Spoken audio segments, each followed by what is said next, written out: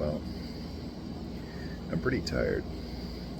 Um, I'm working what you might call a triple double, which is, three doubles in a row. So, a double in this case is 16 hours more or less. I say more or less because, you pick up 15 minutes here, or you lose 15 minutes there, people arriving late or, arriving early or whatnot. So, yeah. So, anyway, yeah. Now, in this case, this double is a second to a third, so I'm going to be working overnight, so yay. It's actually not that bad. I haven't done a third in a while though, so this will be interesting. But anyway, I was thinking, what kind of content would you guys want to see here long term? And that's an interesting question to me. You guys, who are you guys? Who is the audience for this? When I taught English, when I taught writing, that's one of the major focuses of the way I taught was, to think about who your audience is. Because without a good audience, without a good sense of who your audience is, you really didn't have a good sense of how you should do what you do. It could be as simple as the diction you use, whether or not you curse. Does it make sense to make jokes? Does it make sense to not make jokes? How serious do you want to be? And of course, you're dealing with persuasive writing, you're dealing with the appeals, right? You're dealing with, a logical appeal, an emotional appeal, and, the other one. What is the other one called? An ethical appeal, I think it is. But yeah, so, the logical appeal, when you're dealing with somebody who doesn't see things your way, logical appeal is the best way to go because, okay, you won't convince them on emotional content, but if you can find common ground with your audience, you might be able to convince them through logic to see things more your way. An example, using something like abortion, which, people, we think, okay, nobody can ever convince anybody on abortion. Well, in terms of being mostly pro-life and mostly pro-choice, that's probably right. You're probably not going to convince many people. But maybe you can convince somebody to be slightly more open-minded to your point of view. Maybe you can convince somebody who is mostly pro-choice to accept that, okay, maybe there does need to be some kind of limitations. Or maybe you can help someone who is pro-life to accept that, okay, maybe there are some times and places in which abortion is permissible. And that's where a good sense of audience comes in, because obviously in this case, you don't want to preach to the choir. You want to have an opposition audience of sorts, but you want an opposition audience that's reachable, not an opposition audience that's so far away from your point of view that you're never going to reach them. And this is, a good reason for why, political arguments are so ridiculous in a two-party system. Those people who think that Donald Trump is a good choice are not likely to be convinced by the kinds of things that convince someone like me who thinks Kamala Harris is a good choice. They're not likely to be convinced by those things. And I can't bring them to a middle point easily. I can bring them either nowhere or all the way over to my side. Now, maybe, just maybe, I could convince them to not vote. That's a possibility. But if they're a diehard Trump fan, I'm probably not going to accomplish that, because they're not stupid. They realize that, a non-vote for Trump is as good as a vote for Kamala Harris in a two-party system, and they know that. So, yeah, I try, lots of people do, to make an argument that kind of crosses that boundary, but without any place to take them other than a complete agreement, what do you have left? And this is where, common ground, what kind of common ground is there? Well, this is one of the things I've seen that, like, the Midas Touch and online source I look at sometimes, they've got their problems. I don't see them as completely objective. I don't see them as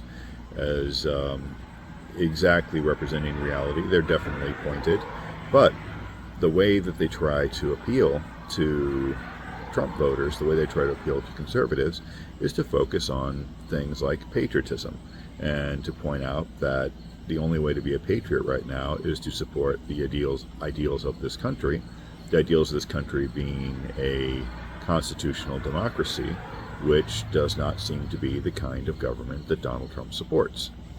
Now, they've got a long way to go to convince people that Donald Trump really represents that kind of existential threat to democracy.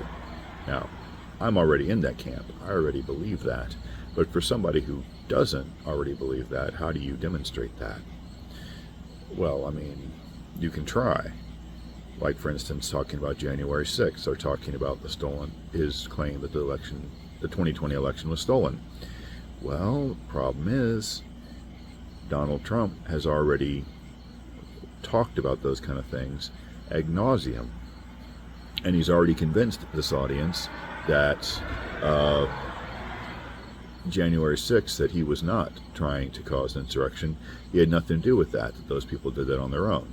Now, I don't think that's true. I think those people were goaded on by Trump's rhetoric, and I think Trump is culpable for that event happening, and I think that he wanted that event to happen. But how do you convince someone of that who has already bought into Trump's point of view? It's not easy. And then about the stolen 2020 election. Now, anyone can look and objectively see that there were something like 50 or 60 court cases where Trump and his team of lawyers tried to bring to bear every piece of, quote, evidence that they had, and they accomplished absolutely nothing, because the point is they really had no evidence at all. And, they would have had to have proved fraud in something like 6 states to have accomplished anything. Even if they had proven, for instance, that there had been fraud in Nevada, it wouldn't have mattered, because Nevada would not have been enough to do anything. And just because there was fraud in Nevada, the remedy for that fraud wouldn't necessarily have been to give those votes to Trump. That's not how addressing such injury works. So, the fact that that was a completely ridiculous point of view, that the 2020 election obviously wasn't stolen, well, that's the problem, right? Trump says, yeah, we got all these court cases, but, the crooked justice system, I can't get justice. I mean, it's 34 felonies. Again, Trump supporters, they find ways to excuse or rationalize those kinds of things as Trump did nothing wrong. It's just a crooked system. Now, and this is where some of our larger prejudices about the system becomes a problem. Sure, the system can be corrupt, but can it be that corrupt? Well, in trying to find common ground, you might have to make an argument that based on a premise that you don't necessarily fully support. Like, I don't think the system in America is that corrupt. I don't think it can be that corrupt. I think that it would be demonstrable in many ways if it were. And I don't think it would be a conspiracy. I think it'd be blatant and right in people's faces if it were that corrupt. But in order to make certain kinds of arguments, I might accept that governmental corruption could be worse than I personally feel, because if that causes a common ground with someone and allows me to maybe reach them, okay, I can live with that. I can accept that overstatement as something that I can accept. Well, and this is where, coming back to who the audience for this comes in, who am I talking to? What do you guys want to hear? What would be interesting? And of course, it's not my intent here to make any kind of necessary argument. Maybe make an argument you should listen to the music of Morphine or the music of Joy Division more than you listen to the music of, say, I don't know, Nickelback. But, you know, there's a problem there too. There's an age problem in that, you know, Joy Division, as much as I enjoy them, Joy Division, 1980 was when their last album came out. That's, you know, 44, almost 45 years ago. You know, when I was, you know, 20, would I have listened to music that was 45 years older than me? No, I wouldn't have. It wouldn't have had any relevance to me whatsoever.